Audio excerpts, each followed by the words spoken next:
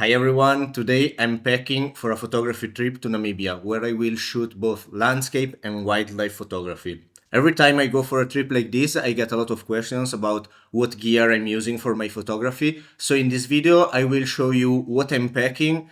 If you're interested in the topic, make sure you stick around till the end of the video, as I will also share some tips and tricks on how to safely bring all of this gear with you as a carry-on bag.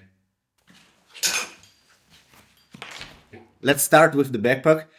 This is the Tilopa BC by F-Stop Gear. It's been my favorite backpack for almost a decade now. This bag is around 50 liters capacity, and it's basically the biggest size that I can still get on board as a carry-on. The F-Stop Gear system can be customized with different internal camera units or ICUs. And by changing the ICUs, I can decide how much room do I want for photography gear versus other gear like camping stuff, food, water. In this case, I will never be days away from the car, so I don't mind too much not having space for extra clothing that I can also still fit in the side pockets. So I'm using my bigger ICU where I can comfortably fit all the photography gear that I'm bringing with me.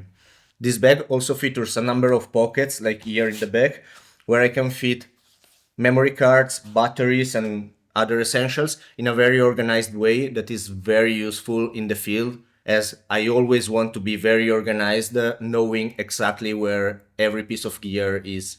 I always try to bring at least 2 cameras with me, so that even if one has some problems or maybe I will damage it, I always have at least one backup.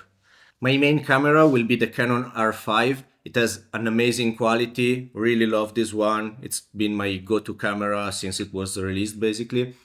It has 45 megapixels, shooting up to 15 frames per second, killer autofocus, 4K video at up to 120 frames per second. This is the camera I will use like 90% of the time for my landscapes and probably 70-80% of wildlife photos as well. The second camera I'm bringing is the Canon R3, which is a bit of a bigger camera, very handy to shoot also in vertical mode. This camera has 24 megapixels, which is less than the R5, but it's still plenty for what I'm gonna do with my photos. The advantage that I will have with the R3 versus the R5 is that it has even better low light capabilities and even faster autofocus and frame rates.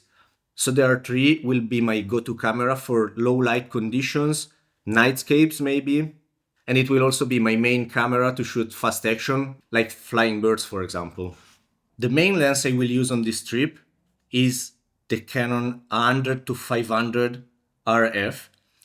This one has a variable aperture of 4.5 at 100 millimeters and it goes down to 7.1 at 500, which is not ideal, but having a 500 millimeters in such a compact size is very, very handful.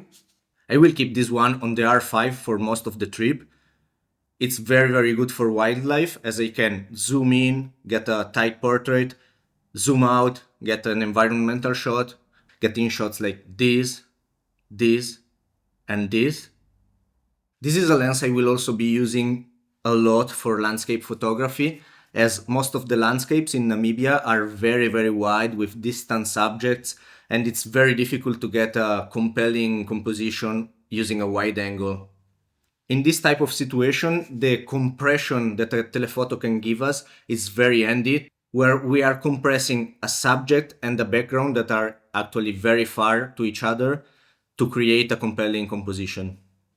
The next main lens that I'm gonna use is the 600mm f4 RF version. It is a bit long, but I know that in a lot of situations I will not be able to go very close to my subject. This lens will usually stay on my R3, and with this setup I will take photos like this, and this. I put some neoprene coating on the lens. It helps with breaking down the shape a bit, so it's not as obvious for the wildlife when I'm putting it out of a vehicle. I will also bring with me the 1.4 teleconverter for the 600 RF. If I pair this one with the 600 millimeters, I will get the equivalent of a 840 millimeters f5.6. The third lens I'm bringing is still a telephoto. It might be a bit overkill to have 3 telephoto lenses, but I know that I will have a lot of wildlife photo opportunities very early in the morning or very late in the night when the light conditions are far from ideal. For those scenarios, I will use this 70-200 f2.8, combining this faster aperture of 2.8 with the low light capabilities of the R3 will allow me to keep shooting even in very, very dark conditions. My last lens is finally a wider angle. I will only bring one, is the 15-35 f2.8. It's still the RF version. This is also a stabilized lens, allowing me to take photos at very slow shutter speeds without using a tripod.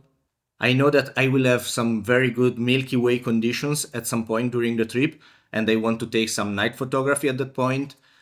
While not being as good as a faster prime lens, with 2.8, it's still more than enough to capture very good night photography.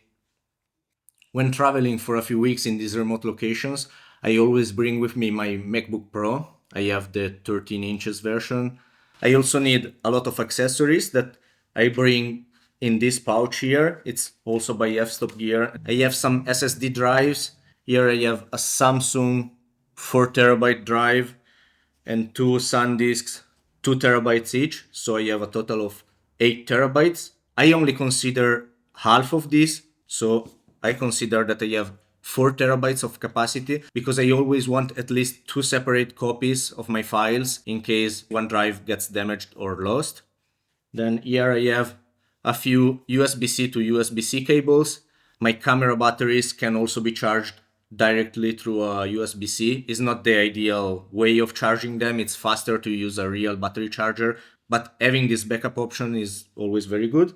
Here you have this multifunction tool by SmallRig. As you can see, there are a lot of different tools here, always useful for a lot of reasons, always carrying it with me. Also here is the memory card reader. This is the Angelbird card reader, very, very good quality. Never go cheap on memory cards and card readers because if it fails, then it's a big problem. I only need one spare battery for the R3 as I can run for 2-3 days with 2 batteries, so it's plenty. On this side, I have laptop charging cable, bunch of spare batteries for the R5. I have here like 6, 7, 8 spare batteries of these. I need many more batteries for the R5 as these will last much less, and also I plan to shoot quite a bit of video with the R5. Talking about video, I will film some tutorials on location where I will show you what I'm doing there with all of this gear and the techniques I'm using to get the shots. So if you want to see that content, make sure you follow the channel by clicking the subscribe button down here. The next piece of gear is battery charger.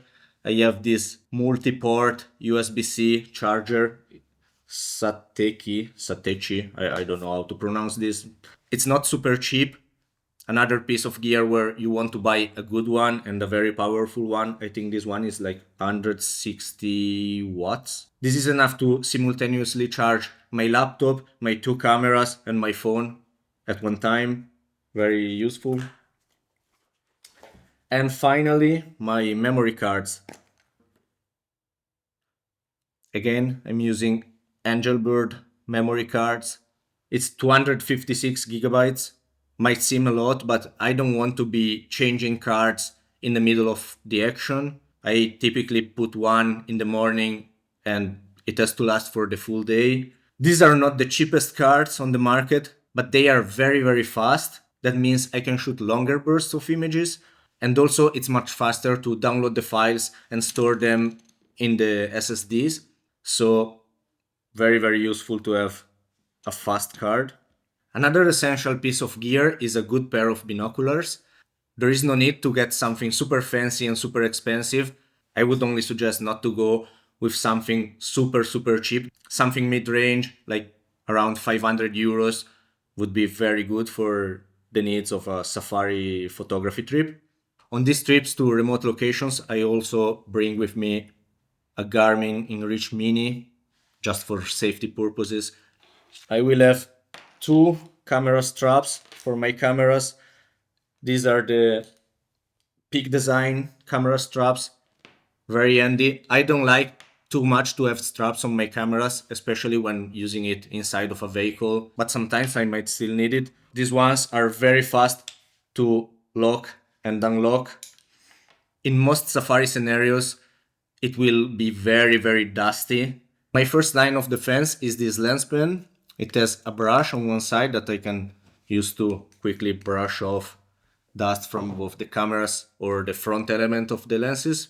It also has this side here that I can use to clean out something like a fingerprint. This is the best tool I have in this kit. It's an electronic blower. It charges via USB-C and I can turn it on by double pressing this button.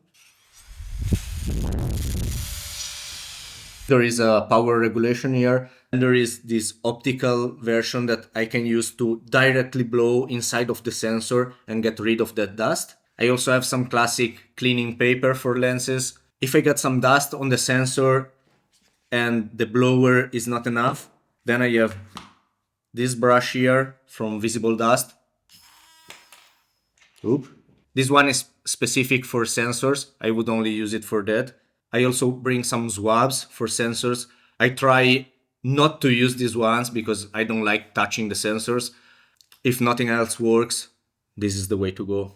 I'm not using filters too much in my photography, but in this case, I will bring these polarizers. These are the quartz line from Polar Pro. I've already been in the Namib desert a few times now, and I know that these ones makes a very huge difference on the dunes. Here I have an 82 millimeters from my 15 to 35 and a 77 millimeters that goes on my 100 to 500. The last piece of gear I'm bringing is a tripod.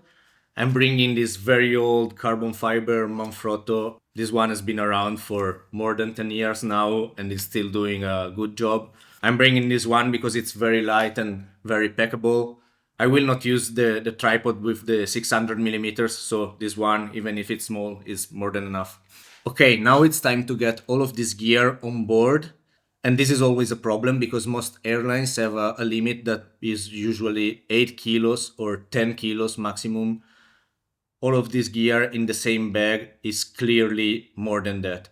First, I will put everything that is not super expensive or super fragile in my check bags. The second step is to make sure your bag always fit within the size limitation. A lot of times, no one will check the weight of your carry-on bag as long as it doesn't look like too bulky or too big. If they actually want to check, they might complain because it's too heavy. At that point, I always got away with showing what's inside of the bag, explaining it's photography gear, very expensive, the batteries cannot be checked, so that's the only way I can carry them with me. If you approach this conversation in a humble way, most of the time you will be allowed to keep everything in your carry-on. Another strategy is to use the personal item option. We are allowed to carry on board a carry-on bag plus a personal item, which is a smaller bag. For example, this one can fit up to 3 lenses and probably even a camera, 100 to 500, 70 to 200, 15 to 35, also the R5, everything fits in here. The weight limit for the carry-on bag will not apply to this bag. So I already have a lot of weight in here that is taken away from my bigger bag, and the big one should be good to go. These are the tricks that I've been using during my trips, but I'm sure many of you will have different ones. Feel free to share them down here in the comments, as I'm very curious to hear about it. I hope your next photo trip will go smoothly and without any trouble with airlines. See you.